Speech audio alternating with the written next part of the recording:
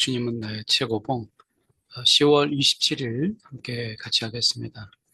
오늘 제목은 열정과 도전이라는 제목으로 함께 같이 하도록 하겠습니다.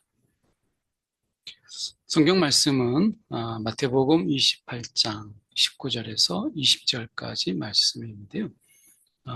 중간은 생략하고 그러므로 너희는 가서 모든 민족을 제자로 삼아 가르쳐 지키게 하라.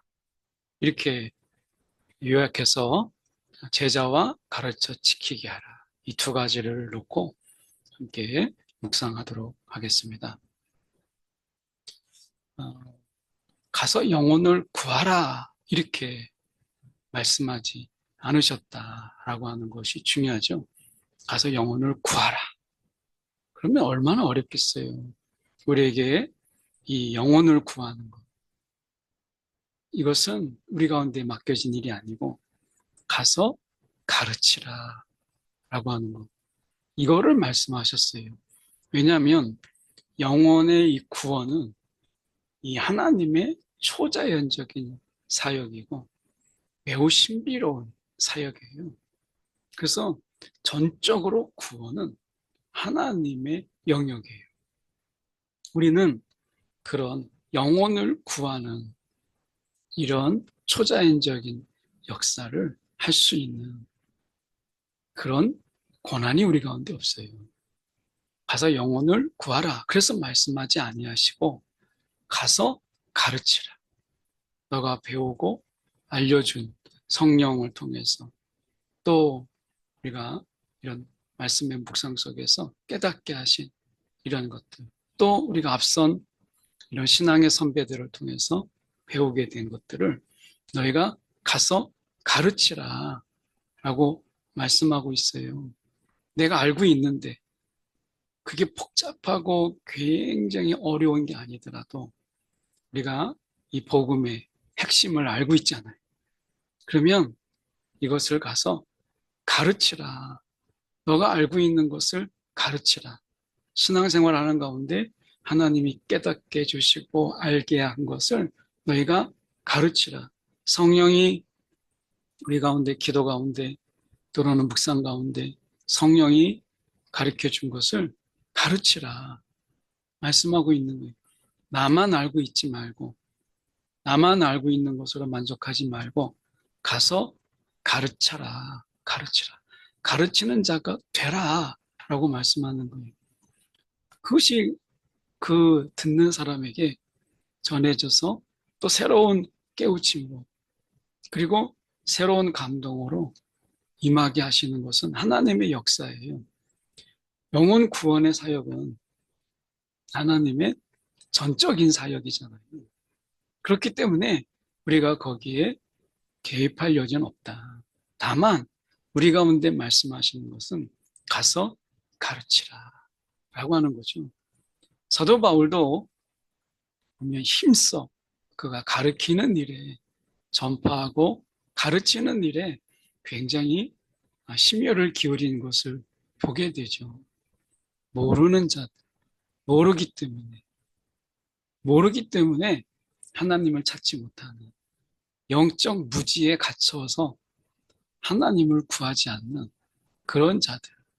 나중에 우리가 그들이 변명할 수는 없죠. 이미 하나님을 알 만한 것들이 그 속에 있지만 그럼에도 불구하고 우리가 가리키는 것은 하나님이 그들을 찾고 계신다. 하나님을 찾으라 말씀하고 있는 거고 하나님이 구원의 하나님이시다 라고 하는 것을 우리가 가리키는 거죠. 우리가 영혼을 구할 수는 없지만 오늘 영혼 구원 긍휼히 여기시는 그 불쌍히 여기시는 영혼이 돌아오기를 원하시는 그 하나님을 우리가 그분을 전해야죠. 그래서 가르치는 거죠. 그리고 구원받은 자의 삶을 살아가도록 우리가 가르치는 거죠. 그래서 영혼을 구하라가 아니라 가르치라 말씀하신 이 말씀의 차이를 우리가 기억하는 것이 중요하죠. 먼저 제자가 되라. 그러면 다른 이들을 가르치고 제자로 만들 수가 없다. 우리가 먼저 제자가 되라. 이게 굉장히 중요한 거예요. 이 제자가 되라라고 하는 것은 예수님의 제자들을 보면 알 수 있죠. 예수님의 제자들은 이미 제자로 부름을 받았고 제자이기 때문에 제자 훈련을 받은 거예요. 제자 훈련을 시키셨죠. 제자 훈련을 다 마친 자가 제자가 된 게 아니라 제자로 부르셨고 부르신 그들을 가르치셨어요. 먼저 우리는 제자라는 것을 잊지 말고 제자로서 주님의 가르침을 받고 주님이 인도하시는 삶을 제자로서 살아가는 것, 이게 중요한 거죠. 그래서 다른 이들을 제자로 만든다라고 하는 것은 사도 바울이 너무 잘 보여주고 있어요. 나를 본받는 자가 되라 라고 하는 거죠. 이 본받는다라고 하는 거, 이것은 관계, 그 관계를 통해서, 깊은 관계를 통해서 스며들게 되고 내가 닮게 되는 것이죠. 제자는 우리가 닮는 거예요. 그 속에서 우리가 배우는, 계속해서 배우는 과정들이 있죠. 그래서 제자의 가장 큰 기쁨, 그것은 어떤 이적을 행하고 기적을 행하고 신비로운 일을 행하는 이런 것이 아니라 바른 관계, 주님과의 바른 관계를 맺는 것, 이게 가장 큰 기쁨이죠. 그래서 제자가 되라라고 하는 것은 주님과의 비뚤어진 관계, 왜곡된 관계, 수단화된 관계가 아니라 바른 관계, 인격적인 그 관계, 이 관계를 맺는 것, 이게 제자예요. 어떤 과정과 어떤 코스를 마쳤기 때문에 제자가 아니라 주님과의 그 바른 관계를 맺고 그 속에서 우리가 그분을 닮고 그분의 삶이 우리 가운데 스며들어오고 그리고 어느덧 그분이 생각하는 대로 그분이 행하는 대로 나도 행하고 있는 것을 보게 되는 것, 이게 제자죠. 그래서 바른 관계, 이게 제자다. 제자들의 가장 큰 기쁨은 주님과의 바른 관계, 이 관계를 맺고 있으면 다른 이들이 우리를 보고 그런 관계를 배우는 거예요. 그리고 그 관계를 담고자 하는 것이죠. 그래서 먼저 이 기쁨에 거하라. 주님과의 바른 관계에 우리가 거하라. 그리고 그 관계 속에서 알게 된 것을 전하고 가리키는 거죠. 그들도 이 바른 관계 속에 거할 수 있도록 가리키는 거예요.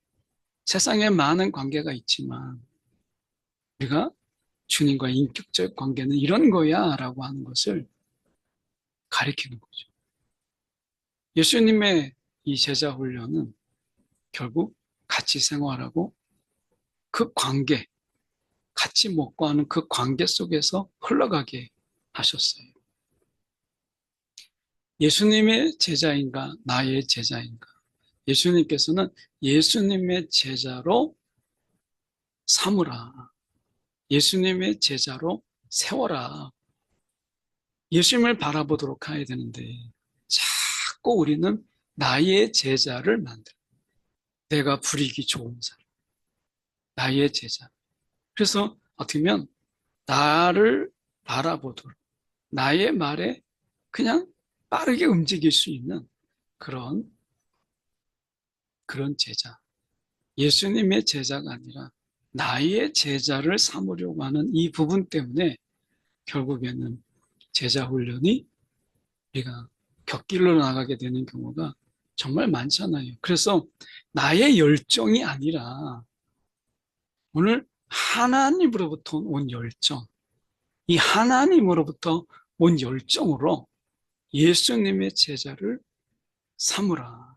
나의 제자가 아니라 나의 제자를 가리키려면 뭘 가리키겠어요? 나의 욕심과 이렇게 좋은 말로 나의 비전을 막 심어주는 거죠. 예수님의 비전이 아니라 나의 비전, 나의 꿈을 계속해서 열정적으로 가리킨다고 했을 때 그는 누구의 제자가 되겠어요? 오늘 우리가 나의 제자가 아니라 예수님의 제자, 그 하나님의 그 열정으로 예수의 제자가 되도록 하는 것. 오늘 혹시 나의 욕심과 나의 욕망으로부터 오는 열정이 아닌가? 사람들에게 자랑하고 이렇게 하기 위한, 어떻게 보면 그런 나의 실력과 능력을 막 자랑하고 싶은 이런 열정, 이게 아니라 그 영혼을 구원하고자 하는 하나님의 그 열정, 예수님의 제자가 되어서 예수님과 올바른 관계를 통해서 이 세상에 회복된 예수 그리스도의 형상으로 살아가도록 예수의 제자 삼으라. 근데 우리가 자꾸 나의 제자로 만들려고 하는 이러한 마음, 이 욕망을 우리가 버려야죠. 우리가 주변에서 많이 보잖아요.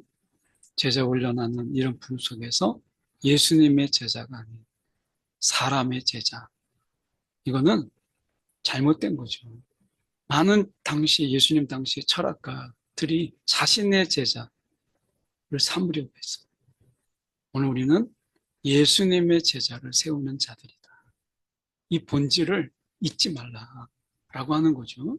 열정이 있지만 우리가 이 열정이 잘못 나가게 되는 경우를 말씀하는 거죠. 그래서 우리 가운데 열정이 있으면 도전이 있어요. 우리가 이 어떤 도전이냐? 우리가 열정의 사명자가 마주치는 가장 큰 도전. 그게 있어요. 예수 그리스도와의 인격적인 관계. 이거를 어떻게 끊임없이 유지하느냐. 이게 우리 가운데 이 가장 큰 도전이에요. 이 도전을 우리가 감당해 나가는 것. 이게 중요한 거예요. 그리스도와의 인격적 관계를 한순간이 아닌 끊임없이 유지해 나가는 것. 이게 이 열정을 가진 사명자가 놓치기 쉬운 도전이라는 거예요. 오늘 저와 여러분이 열정이 있는 사명자라면, 오늘 그 열정이 회복되었다면, 오늘 주님과의 인격적 관계, 이것을 끊임없이 유지하려고 하는 일에 이 열정을 사용하고 이 도전에 우리가 물러서지 않도록 양보하지 않는 것이 중요한 거죠. 오늘 그래서 이 부르심의 자리, 우리가 주님이 부르셨잖아요. 이 부르심의 자리는 어떤 자리냐? 예수 그리스도만을 무한하게 신뢰할 수밖에 없는 그 자리, 그 위대한 초자연적인 자리가 부르심의 자리다 라고 하는 거죠. 그 속에는 부활의 주님, 그 부르심의 자리 속에는 부활의 주님이 우리를 부르신 것, 성령의 능력으로 채워주시는 그 자리죠. 오늘 이 부르심의 자리, 우리의 능력으로 너 감당해라. 너 실력으로 감당해라. 너의 지혜로 감당하라. 이렇게 말씀하지 않으셨어요? 그 부르심의 자리에는 끊임없이 무한히 이게 중요하죠. 무한하게 그리스도만을 신뢰하는 자리예요. 그 신뢰 가운데서 성령의 능력이, 부활의 주님의 그 능력이 초자연적으로 역사하는 그런 자리다라고 하는 거죠. 그래서 오늘 우리의 자리를 지키십시오. 이 부름받은 자리를 굳건하게 지키라. 그러면서 주님과의 올바른 그 관계에서 능력이 있고 그 관계에서 또한 지혜도 있는 거예요. 그 속에서 열매도 있는 거죠. 오늘 우리의 부르심의 자리. 세상은 안 그러죠. 세상은 불렀으면 채용했으면 너의 능력을 보여줘. 너의 실력을 보여줘. 너의 이런 그 했던 것을 너의 업적이 무엇인가를 보여줘 라고 하잖아요. 그리고 나중에 단물 다 빼먹고 더 이상 아무런 유용성이 없으면 그냥 명퇴, 그냥 시키고 그리고 어떻게 보면 쫓아내잖아요. 말이 퇴직이지 쫓아내는 거잖아요. 근데 주님은 그렇지 않아요. 부르심의 그 자리는 오늘 우리의 능력이 아니라 우리는 할 수 없죠. 성령의 능력이 부활하신 그 주님의 부활의 능력이 주님을 끊임없이 신뢰할 때 우리를 통해서 나타나는 자리. 이게 부르심의 자리. 그래서 영혼을 구원하라고 하지 않아요. 가르쳐라. 증인이 되라. 내가 경험한 것을 전하는 자가 되라. 말씀하잖아요. 오늘 열정과 도전에 대해서 함께 묵상해 봅니다. 기도하겠습니다. 사랑이 많으신 하나님 아버지, 오늘도 열정 없는 신앙이 아닌 오늘 열정이 가득한 오늘 하나님으로부터 온 열정이 우리 가운데 가득한 그런 부름을 받은 자, 사명자 되게 하시고 오늘 우리에게 주어진 도전, 주님과의 끊임없이 인격적 관계, 이것을 놓치지 않는 세상 속에서 이 인격적 관계가 놓치게 되고 잃어버리게 되지 않도록 이 도전 앞에 우리가 물러서지 않도록 주님 인도하여 주옵소서. 살아계신 예수 그리스도를 받들어 기도드렸나이다. 아멘.